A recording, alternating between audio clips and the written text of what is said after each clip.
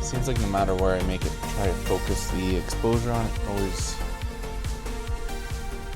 adjust for the highlights, which isn't always great. Yeah, see, much better. We're good. All right, so today is a leg day, and we just got up from a nap. We had night shift last night, and it wasn't too bad. We had one interesting call early in the morning, which I unfortunately can't really talk about, but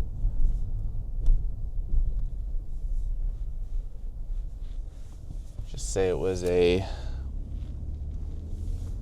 lover's quarrel that ended in a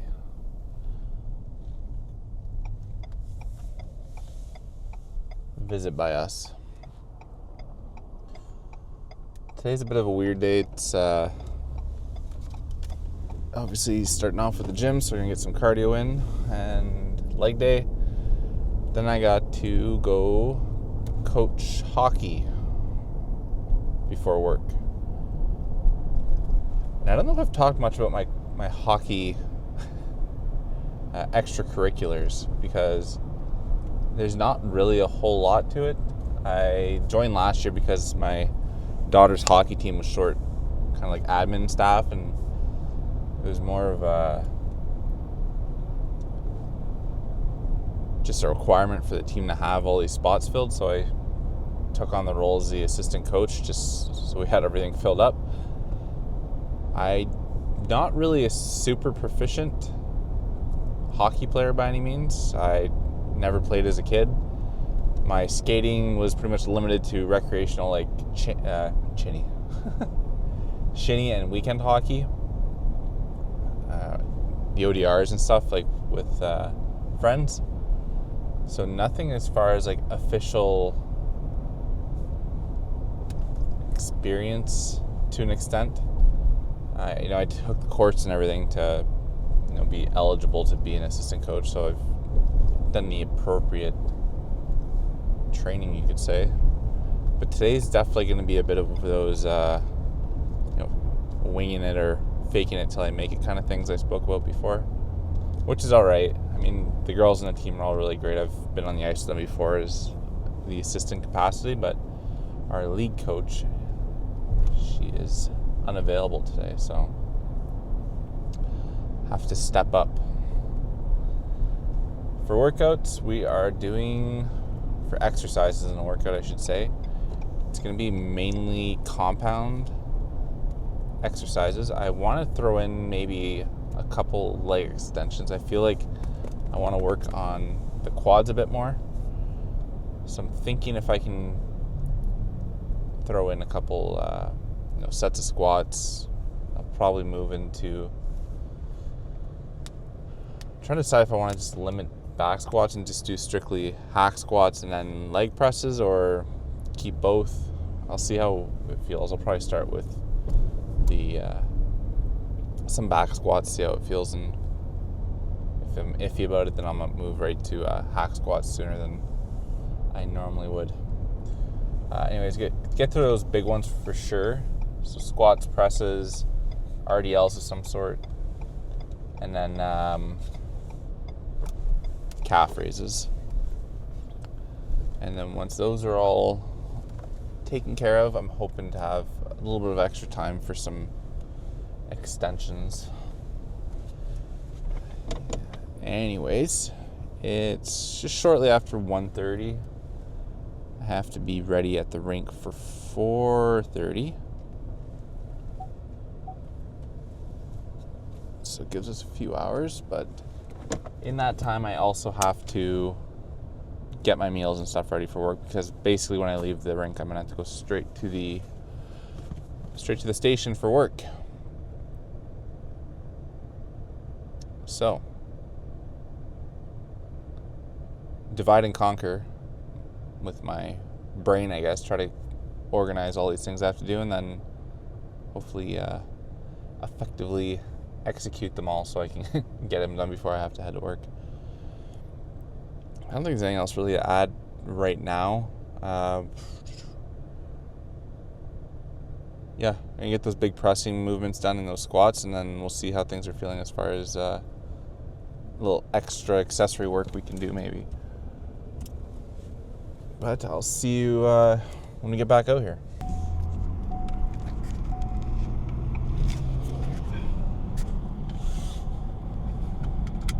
Okie dokie. So, legs went pretty good today. Took about an hour and 10 minutes. It was pretty much exactly what we had allotted for time. Let's fix that a bit here.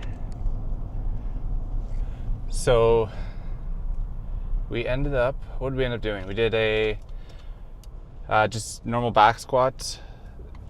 That went pretty good. I ended up doing 3 plates, which is kind of a newer thing for recently. I think like maybe, way back like 8 years ago when I was going to the gym a whole lot, I was doing 3 plates. So it's been a while since I've touched it for sure. So I'm happy with that.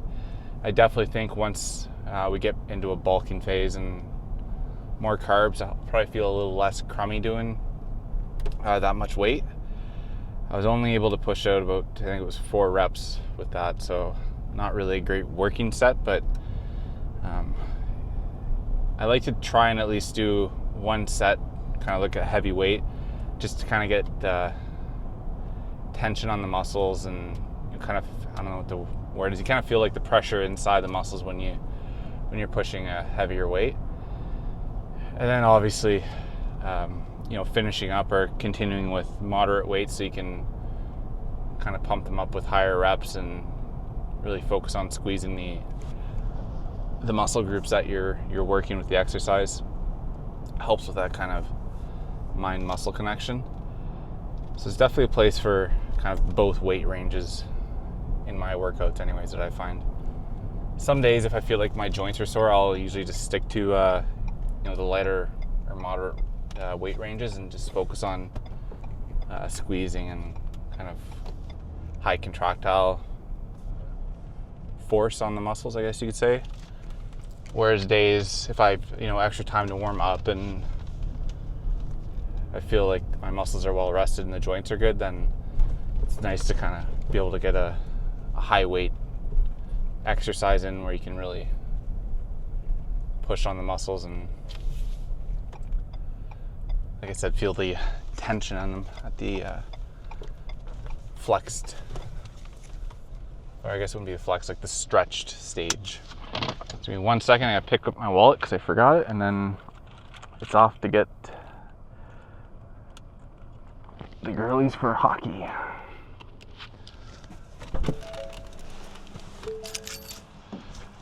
The one nice thing about having a wireless microphone is I can keep talking while I'm not even on camera.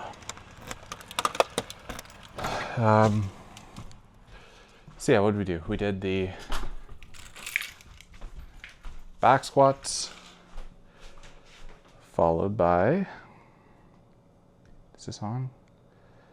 We'll leave that for now. Back squats, and then we went with some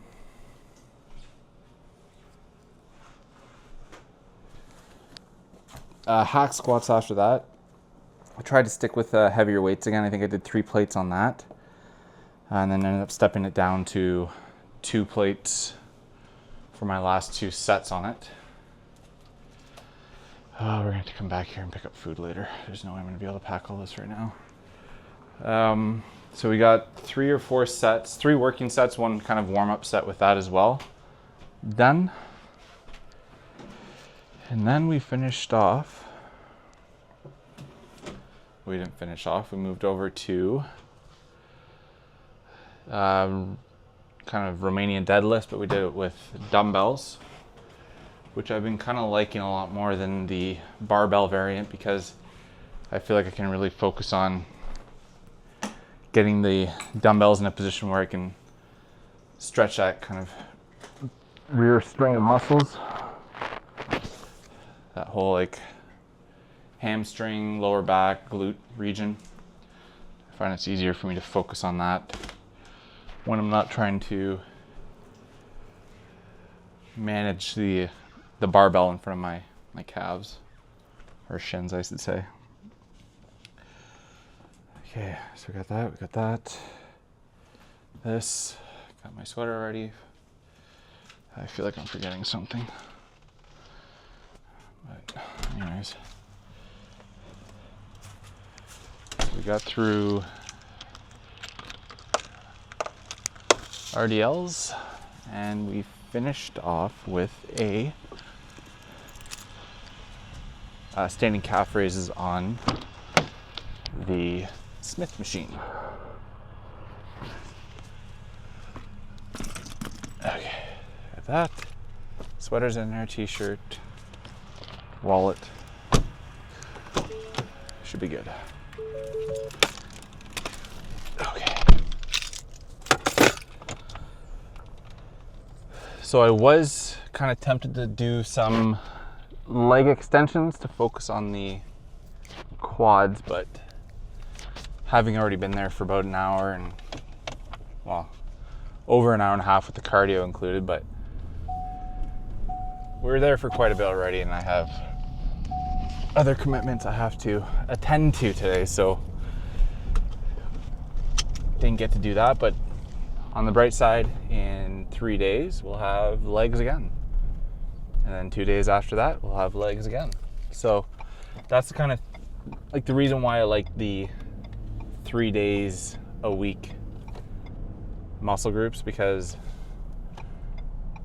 when I work like a crazy schedule, or I have a lot of things going on, it allows me to be a bit flexible if I don't really have the opportunity to focus on a muscle group or hit an exercise as effectively as I would like to due to time constraints or other commitments that I have.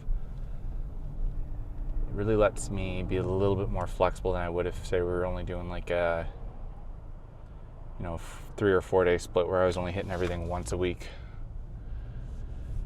And that's the other reason why I like doing the compound kind of focus day and then having a isolation focus day, because it gives my muscles a chance to kind of recover after the compound days, because these are obviously a lot more heavy lifts and more involved than the isolation days.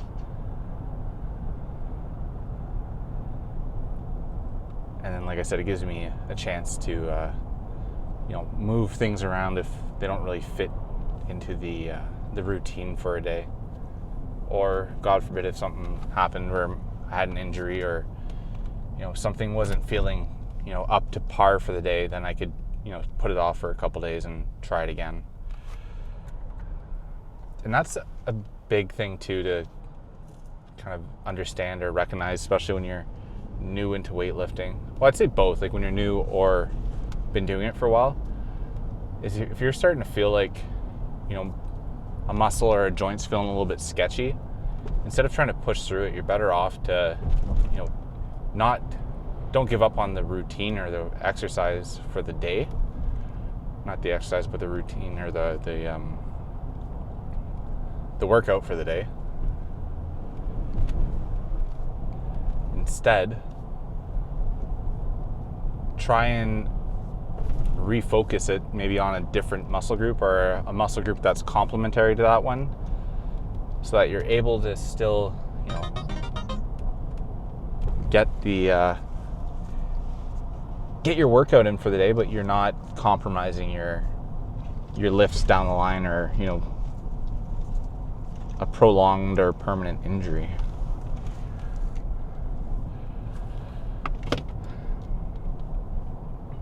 Because I think that's something too, like especially if you're kind of committed into a routine and you're starting to see gains, or you're starting to notice weight losses, you have an injury or something that you feel might jeopardize that routine, then you're probably a little bit more hesitant to err on the side of caution and